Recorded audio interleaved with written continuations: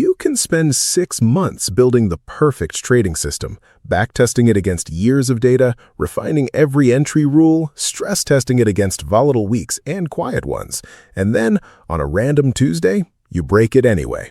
Not because the system failed, because you did. That gap between having a good system and actually following it is where most trading careers quietly fall apart. Not in the research phase, not in the backtest, in the moment the rule says wait, and you click anyway. Let's talk about why that gap exists, why it's so much harder to close than people expect, and what actually closes it.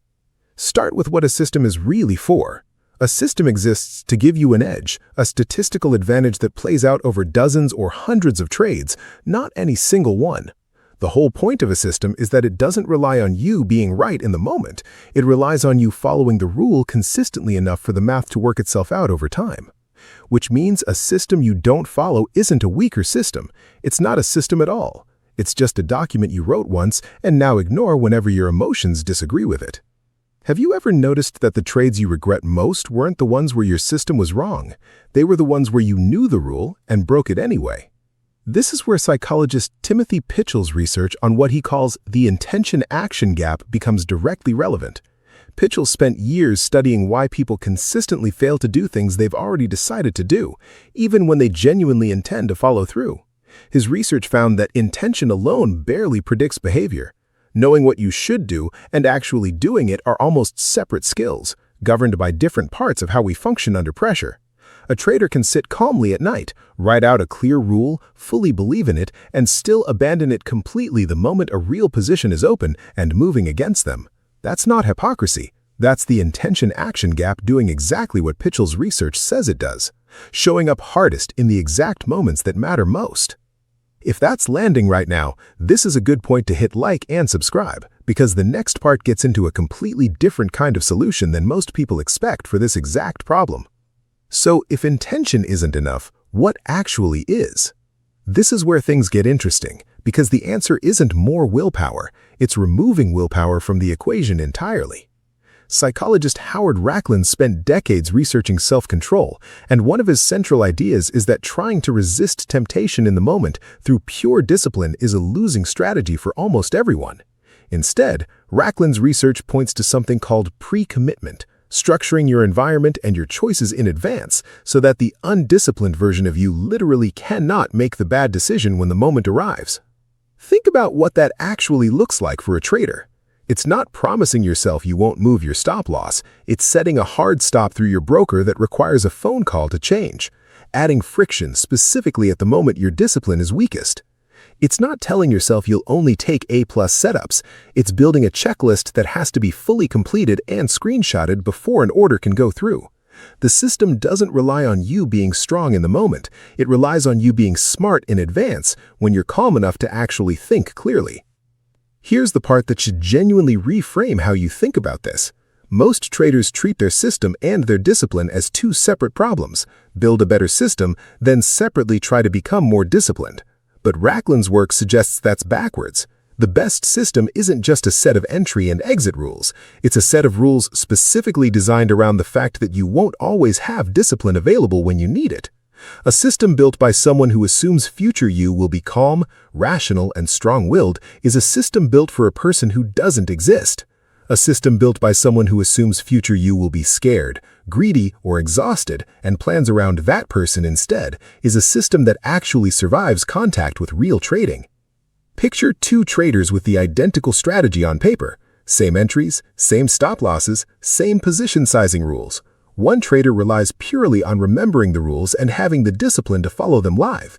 The other has removed the decision entirely wherever possible. Automated stops, pre-written checklists, alerts that force a pause before entry. Over 100 trades, which one do you think actually executes the strategy as designed? The answer isn't close, and it has nothing to do with which trader is smarter or more experienced. It's entirely about which trader understood that discipline isn't a personality trait you either have or don't. It's a resource that runs out, especially under the exact stress that trading reliably produces.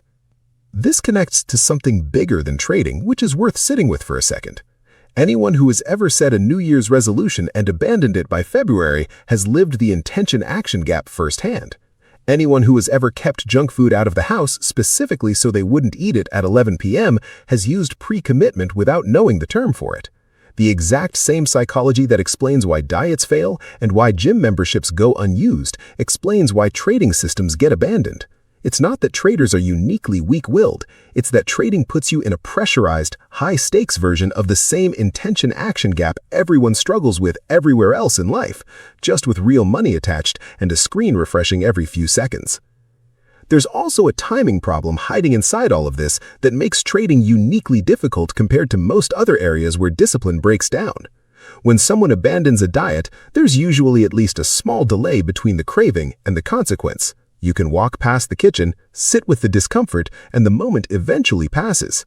Trading rarely offers that buffer. The chart is right there. The button is one click away. The gap between impulse and action can be measured in seconds, not minutes, which means whatever discipline system you're relying on has to work almost instantly, under real financial pressure, with no room to slowly talk yourself down. This is exactly why pre-commitment matters more in trading than almost any other domain where people struggle with self-control. A gym membership you don't use just sits there quietly failing you. A trading rule you don't follow can cost you real money in the next 30 seconds. The stakes compress the timeline, and a compressed timeline is precisely where relying on in-the-moment willpower falls apart fastest. So what does this actually mean for the system sitting on your desk right now? It means the question isn't only, is my system profitable? It's, does my system account for the fact that I will not always want to follow it? If your rules only work when you're calm, rested, and rational, you don't have a complete system yet. You have half of one. Building the other half means asking where specifically your discipline is broken down before. Was it moving a stop loss after a trade went red? Was it sizing up after a win because you felt invincible?